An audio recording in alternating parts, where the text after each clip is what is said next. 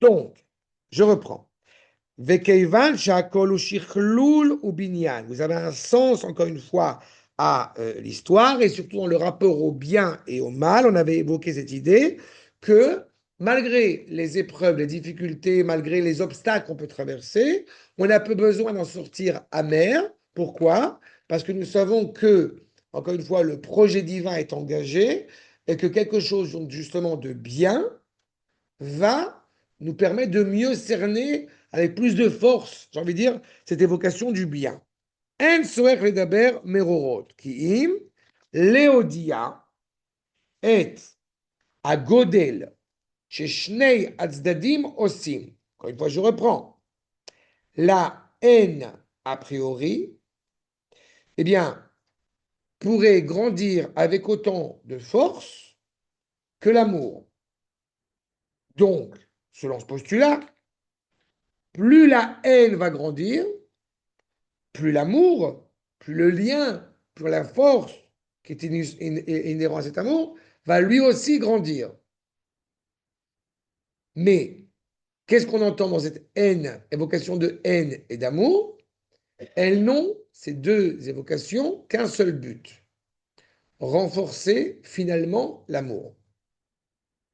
C'est-à-dire, quand je parle d'amour, je le répète, je ne parle pas d'un amour sentimental, bien évidemment, mais je parle d'un amour cohérent. Prenons par exemple, c'est bien placé pour en parler, là aussi depuis quelques années maintenant, encore plus, ces motivations, ces expressions de haine que certains juifs ont pu ou ont à l'égard de notre frange du peuple juif, eh bien, on voit que dans des moments dramatiques que nous devons traverser, soudain, il y a une remise en question de ce lien qui nous anime entre frères juifs, proches ou plus éloignés.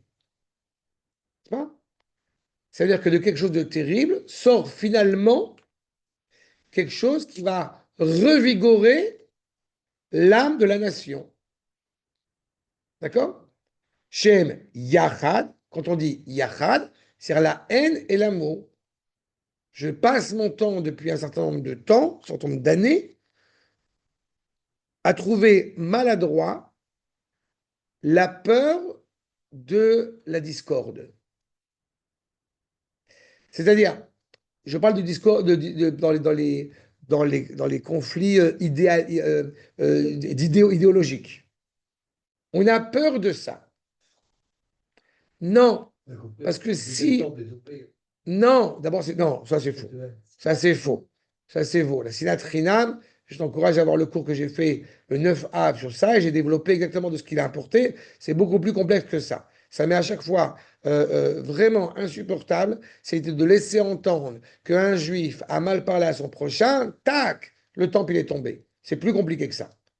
La réalité, c'est que malheureusement, quand il y a un conflit idéologique entre deux juifs, la vraie question qui doit nous importer, c'est de savoir est-ce que j'ai suffisamment d'amour pour lui pour être capable de me disputer avec lui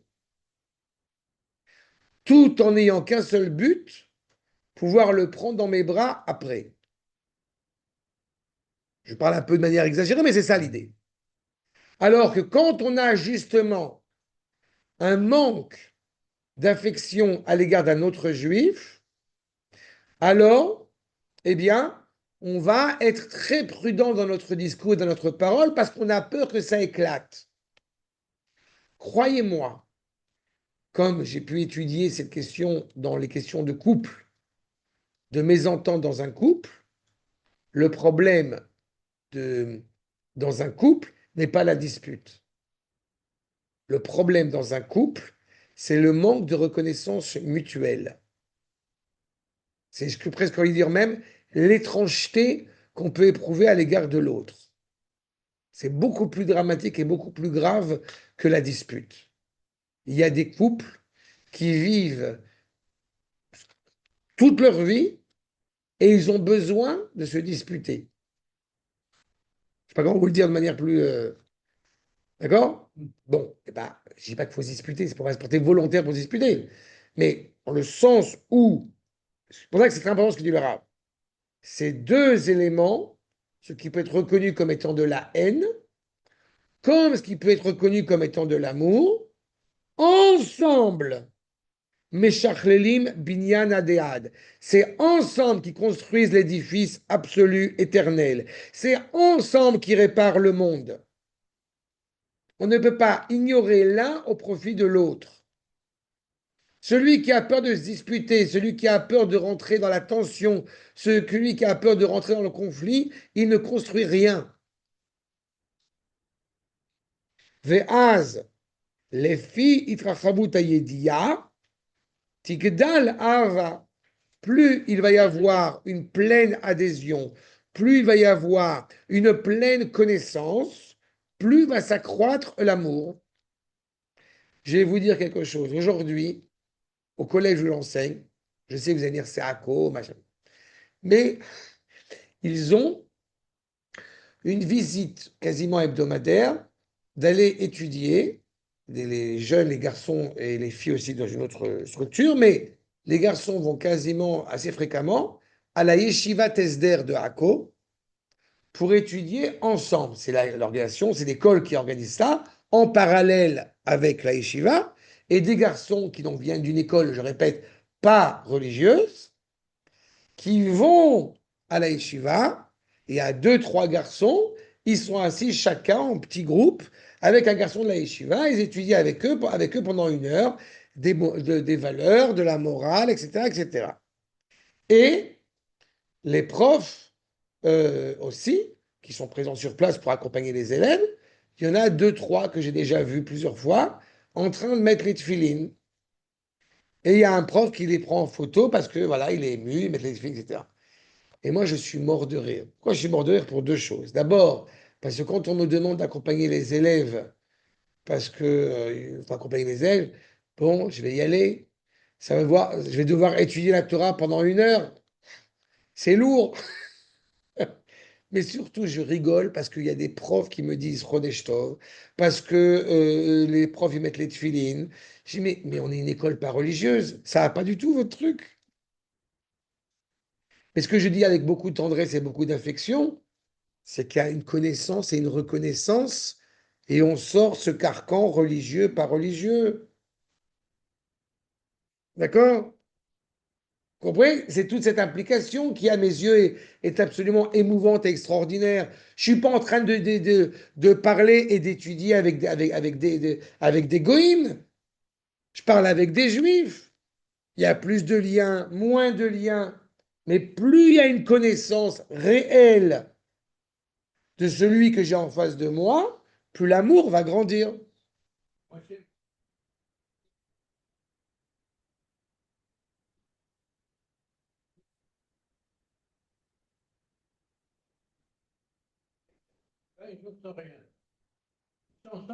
Comme deux frères. C'est deux frères, d'abord, c'est deux frères pour commencer. Mais il y a une pleine reconnaissance, encore une fois, de cette identité authentiquement hébraïque chez l'autre. C'est pas du tout de la démagogie, de la démagogie que je suis en train de vous faire. C'est quelque chose qui est cohérent, encore une fois, dans cette mise en place de cela. Mais pour cela, il faut dépasser beaucoup d'ego. Et malheureusement, on sait pertinemment que certains énergumènes à titre privé, et parfois certains députés politiciens, sont évidemment mal placés dans ce rapport-là pour essayer, encore une fois, d'enlever le masque, pour reprendre ce qu'on dit tout à l'heure, d'enlever le masque, de se révéler vraiment. Arshab, Kefi Aerer, Shekdulat Asina. On a vu les frères de Yosef. Vous comprenez bien qu'il était impératif que chacun révèle son identité réelle avec force, quel que soit le prix que ça a coûté d'ailleurs. Mais comprenons bien que pour mettre en place les 12 tribus, les 13 tribus, peu importe, il était impératif que chacune se démarque de l'autre, pas par orgueil, mais qu'elle se démarque de l'autre, pour qu'une identité clairement révélée se révèle. C'est sérieux ce qu'on parle. On parle pas de, c'est pas du folklore, c'est pas de la gaudriole. C'est le destiné de l'humanité tout entière. Donc, quand deux juifs se disputent, il parle réellement de choses qui ont réellement un sens. עכשיו, כפי ערך של גדולת השנאה, ויגדל החיבור לפי הערך של גדולת הפירוד. En apparence, il y a une séparation clairement établie, qui va même s'écarter, s'accroître, וכערך של מידה טובה, et en face, כערך של מידה טובה, מרובה, ממידת פורענות, quand on fait le pour et le contre, hein. Jamais au grand jamais, je reprends les propos que j'évoquais tout à l'heure. Quand un non-juif a l'impudence, on m'a demandé, mais est-ce que j'ai autant d'affection à l'égard d'un juif en dehors d'Israël qui a, c'était quoi l'expression, qui a volé, qui a trompé les impôts, qui je ne sais quoi d'autre. Ma réponse est, c'est une profanation du nom d'Akadosh Baruch Hu. Mais au grand jamais, de la même manière que vous n'entendriez pas une mère de famille à juste titre dire ce n'est plus mon fils parce qu'il est en prison. Et Dieu sait combien cela est douloureux. Mais parce que c'est mon fils, parce que c'est mon frère, parce que c'est ma sœur, etc., etc. Donc on a une séparation clairement définie, mais malgré tout, aussi différents, aussi séparés soient-ils, Aya or alevana, que or achama, Ve'or achama, yesh shivataim, ke'or shivat hayamim. C'est-à-dire que la lumière de la lune, qui dans l'avenir sera aussi lumineuse que le soleil, et le soleil, yesh shivataim, sera doublement lumineux. En fait, automatiquement, plus vous grandissez, plus les relations s'avèrent encore plus fortes, encore plus expressives. Beyom chavush Hashem, et Sachar Amo, quand Akol Borou, quelque part, va penser au sens de pansement, okay? Justement, va apporter, penser le mérite de son peuple, et Machatz Makato, Irape Bemera Biameno. Comme j'ai dit, il va penser la plaie de son peuple et va pleinement la guérir. Ve à Khatat Lachem, Shal Miut Alevana, parce que je rappelle que il y a quelque chose, une histoire qui est bien connue à l'origine, c'est qu'il y avait deux luminaires et que ces deux luminaires ne pouvaient pas résider l'un et l'autre en parallèle plein. Donc, Akashbourou, quelque part, va réduire la présence de la Lune au profit du Soleil. L'ordre de la nature prend le pas, ce qui est au-delà de la nature, qui est le reflet de la lumière du soleil sur la Lune. Mais dans le futur, et je vous rappelle que la Lune est l'expression de la royauté d'Israël, n'est-ce pas? Rosh Chodesh, la Lune se veut cachée, se veut voilée, on l'a bien vécu il n'y a pas longtemps. Plus on avance, où le projet divin peut pleinement résider, c'est le 15 du mois, donc la Lune est visible pleinement, puis de nouveau du 15, évidemment c'est le nom d'Akadosh Baruch Hu, puis de nouveau elle se cache jusqu'au 30 du mois pour se revenir à chaque fois. Et il y a, comme vous le rappelez, un manque de cohésion entre le monde de la nature, le monde de l'humain et ce qui est au-delà de cet humain.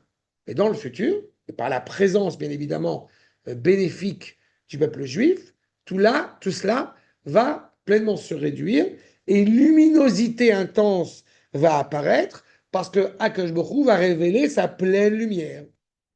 Et donc tout ce qui s'était avéré comme préjudiciable, comme pas méprisable, mais en tout cas comme réducteur de la lumière de la lune, de la lumière de la royauté d'Israël, va se révéler dans son authentique grandeur. Que représente ce petit peuple de rien du tout pendant 2000 ans? Rien. C'est un paria. Et pourtant, que demande l'Europe? Pourquoi Israël, vous n'allez pas attaquer, vous battre en Iran? Mais on parle d'un petit pays. d'un petit pays de 80 ans. On était un petit pays. Et bien voilà. Je reprends. Yigale et taureau. Miut alevana. Donc chez Al Miut alevana, quand la lumière de la lune a été préservée, cachée, mise en retrait, eh bien au contraire va se révéler la pleine lumière du Créateur. Abba, qui vient, mi pnimiut akitrug, qui vient de ce qui apparaît extérieurement comme étant un mépris des plus totales. Alors que intérieurement, il y a une lumière intense qui est en train de se révéler. Automatiquement, Tochachat Megula Me'ava Musteret. En fait, se révèle l'amour profond qui nous rattache. Il y a une thèse à laquelle je participe pleinement et je ne sais pas ce qu'elle vaut, mais j'avoue que j'ai pu l'expérimenter, qui dit que quand des frères et des sœurs se chamaillent, eh bien, c'est signe qu'ils s'aiment beaucoup. Bon, j'ai pas dit se frapper non plus, hein, j'ai dit se chamailler. Et à chaque fois, puisque j'ai mon fils qui est en internat, vous savez, c'est toute cette réalité où ils se... Voilà, Shabbat dernier, on était tous ensemble. Et évidemment, pendant un quart d'heure, ils s'adorent. Ils se sont manqués l'un l'autre, ils s'embrassent et machin et tout. Et après, au bout d'un quart d'heure, voilà, tu m'as pris ma robe, tu m'as pris mon truc, tu m'as pris ma... Parce que j'ai trois filles quand même, donc c'est évidemment, il y a là. C'est exactement ça. En fait, on pourrait croire en apparence que c'est quoi cette haine entre les frères, alors qu'en fait, il y a un vrai amour qui les attache l'un à l'autre. Dans le peuple, c'est pareil. Parfois, ça passe par cette expression, comme on a dit, qui peut sembler méprisante et méprisable. Maintenant, chez Mitor Sitra, de ces situations cachées, eh bien, va se révéler Tetse, Begiloui, Bekoach Rav, Veitan, Meod. Va se révéler encore une fois avec force quelque chose, j'ai envie de dire, de très impressionnant, de très imposant. Je vous répète, l'amour auquel nous faisons référence, vous comprendrez que le Rav Kook ne vit pas, comme je me permettrai de le dire, ne vit pas dans Bisounours. C'est tellement flagrant cette idée qu'on a peur de la haine gratuite qu'on passe son temps à se dire je t'aime mon frère. Non, non, je veux pas de controverse, nous nous aimons. Non, rentre dedans, mais pour des bonnes raisons, pas des bêtises. Pas t'as touché la main d'une femme, oh là là là là, qu'est-ce qu'on va faire? Non, au plus profond de nous, dans cette âme de la nation hébraïque, eh bien, une flamme intense ne veut que exulter, ne veut que éclairer, illuminer. Je reprends Rav Eitan Meod, Reshpea, Reshpe Esh, Shalevetia. C'est la flamme, encore une fois. En apparence, je répète, c'est un amour caché qui n'a de cesse que de vouloir révéler la vérité, la lumière divine qui l'anime de l'intérieur. Et donc, quand on arrivera effectivement à la fin des temps, elle se révélera dans toute sa splendeur. Et même cette controverse, même cette dispute, cette discorde qui nous anime, n'a d'autre volonté, d'autre but que de permettre au monde de progresser, d'évoluer. Le Maharal rappelle dans Netzar Israël un enseignement fameux. Eh bien, l'eau et le feu ne peuvent pas cohabiter mutuellement. Et pourtant, quand on veut chauffer de l'eau et le feu se mettent ensemble, qui devient quelque chose de bénéfique. Bien avant ce midrash, bon, c'est la semaine dernière, bien avant ce midrash, les pluies, les gouttes de grêle comptent-elles en elles du feu. Le feu et l'eau sont d'accord tous deux pour aller combattre celui qui a porté préjudice à Israël. Tu ne savais pas que le grêle était, la grêle de la plaie de la grêle était avec du feu à l'intérieur.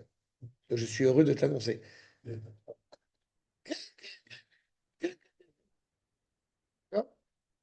exactement cela. En apparence, nous avons deux avis qui sont contraires l'un à l'autre. L'eau et le feu ne peuvent pas être l'un dans l'autre. Mais comme, c'est pas dit c'est le feu et il y a de l'eau à l'intérieur. C'est remarqué, c'est l'inverse. C'est le feu à l'intérieur avec l'eau à l'extérieur. Ce qui est motivé, pour répéter mon propos, c'est la bienveillance à l'égard du projet divin, c'est la bienveillance à l'égard du peuple juif qui agit avec justice rigoureuse à l'égard des nations. Parfois, comme dit Manitou sur ce point, quand deux juifs se disputent, c'est en réalité deux juifs qui se disputent l'un l'identité polonaise face à l'identité marocaine qu'il porte en lui. En fait, les Juifs se disputent au nom de ce vœu d'universalisme. D'accord? Non, je n'ai pas compris. Là, la galoute. Je répète, je répète. Pas pour la galoute, Béchem à galoute. Je répète. Vous avez une réalité que le peuple juif porte en lui le projet de la vérité absolue du projet divin. Donc, nous souhaitons l'unité des valeurs. L'unité des valeurs dans un monde qui est véhiculé par le mensonge semble complexe et compliqué. Donc, automatiquement, il y a conflit, il y a dispute. Comme l'objectif est d'arriver à une réelle unité des valeurs, donc la dispute ou la haine n'est jamais une finalité en tant que telle, elle est un moyen pour pouvoir justement consolider les différentes valeurs, les différentes valeurs. Allez, c'est clair? C'est bon? On peut encore faire, allez, un petit. Le 7e paragraphe. Zayn. Ava Adina. Ava Adina. לקניינים הרוחניים של האומה, אומרת היא, ממש מה שאומרת יראת שמיים הפשוטה והאמונה התמימה. ורק חיסרון הבנה יביא לאומרים הללו, בעלי הביטוי המחולף, לחשוב שהם מתנגדים זה לזה. Et ça poursuit. On était à l'échelle globale, dans le 6e paragraphe. Nous étions à l'échelle globale de la haine et l'amour au sein des différentes franges de notre peuple. Nous intégrons cela au sein, le Rav intègre cela au sein du travail spirituel que chacun d'entre nous mène. Je reprends cette phrase.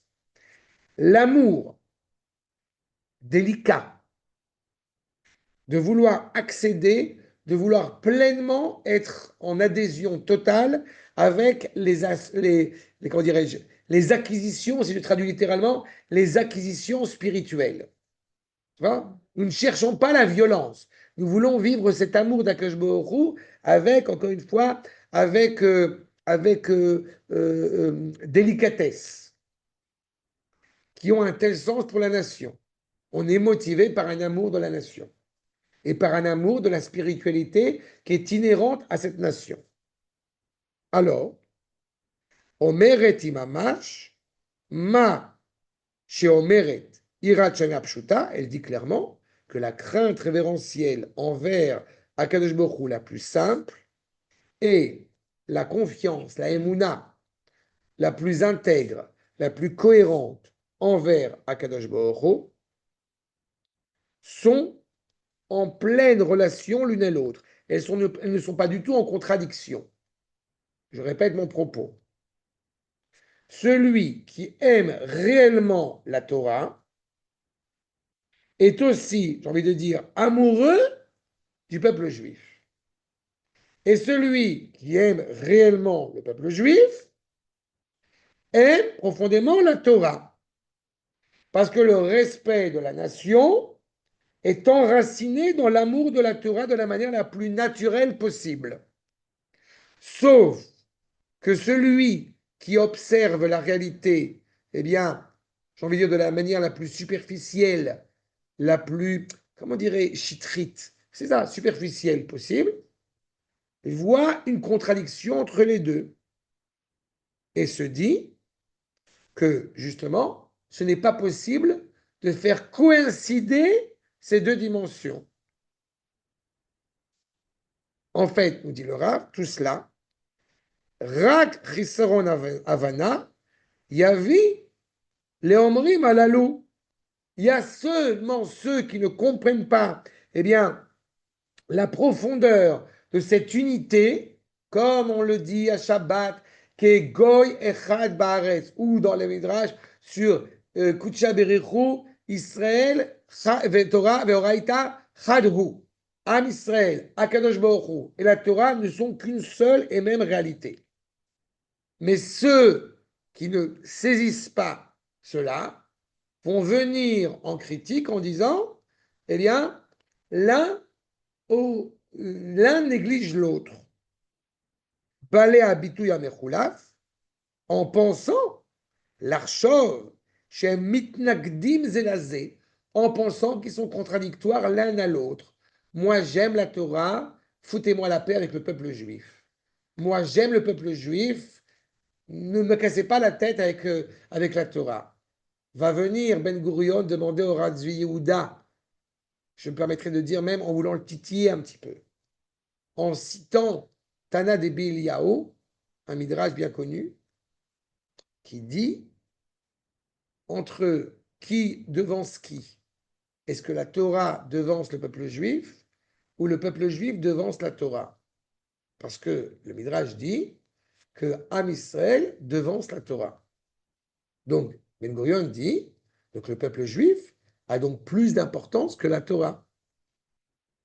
Exprès volontairement pour évidemment attaquer cette problématique. Réponse du Rav Yehuda Zecher Livracha, la Torah a été donnée pour le peuple. Ça veut dire que de penser une seule seconde que Israël peut exister sans Torah, c'est laisser entendre qu'un corps peut exister sans Neshama. C'est pas possible. Les deux ne sont pas distinguables, séparables l'un de l'autre. C'est exactement cela. Et celui qui voit une contradiction, c'est ne pas percevoir le peuple juif à la hauteur de ce qu'il est, ni même de percevoir la Torah à la hauteur de ce qu'elle est. Je reprends. Yej shehabitouy shel okara tauma ve'avat kevoda. Il y a cette expression de dire qu'effectivement la reconnaissance de la valeur de la nation, l'amour de la dignité de cette nation, Omer, yoter irat shamayim ve'emuna. Ima shehabitouy shel irat shamayim ve'emuna, be'atzmo omer. C'est qu'en réalité, plus nous sommes réellement animés par une crainte révérentielle envers Akadosh Baruch Hu, cela automatiquement nous renforce dans le respect de la nation. Je vais dire une phrase très dure dans ce que le Rav Kook ici nous soulève. Si vous avez quelqu'un qui manque d'amour à l'égard du peuple, qu'il ait une kippa, qu'il n'ait pas de kippa, qu'est-ce que ça veut dire sur son respect de Dieu? Vous comprenez la réponse la réponse que je n'ai pas envie de donner, mais elle est claire. Et celui qui parle d'un respect de la nation, d'un amour de la nation, qui est un sioniste fanatique convaincu, mais qui ne veut pas entendre parler de Torah, qu'est-ce que ça veut dire sur son réel amour de la nation? Ma réponse, elle est la suivante. Dans le premier cas, celui qui est animé a priori par l'amour de la Torah, mais qui méprise la nation, quelle qu'elle soit, avec qui passe son kippah, Traimel, Sfarad, Ashkenaz, ce que vous voulez, c'est qu'il manque de respect envers Akadosh Baruch Hu, réellement. Mais à l'inverse, celui qui a un profond respect pour la nation, mais qui manque de respect envers la Torah, il ne tient ce respect à la nation, comme j'ai coutume de le dire, uniquement parce qu'il a eu un grand-père qui était extraordinaire, un grand-père ou une grand-mère qui était extraordinaire et qui a inculqué un certain nombre de valeurs. Seulement, malheureusement, ça ne dure qu'un temps et que ce n'est pas éternel et que ces valeurs inculquées à long terme, si elles ne sont pas affermies par le lien à Kadosh Baruch Hu et le lien à la Torah, eh bien, elles ne peuvent que s'estomper. C'est clair? C'est bon, vous n'avez pas d'objection? Eh bien, nous allons nous arrêter là, avec votre permission, et nous reprendrons Chet Bezrat Hashem la semaine prochaine.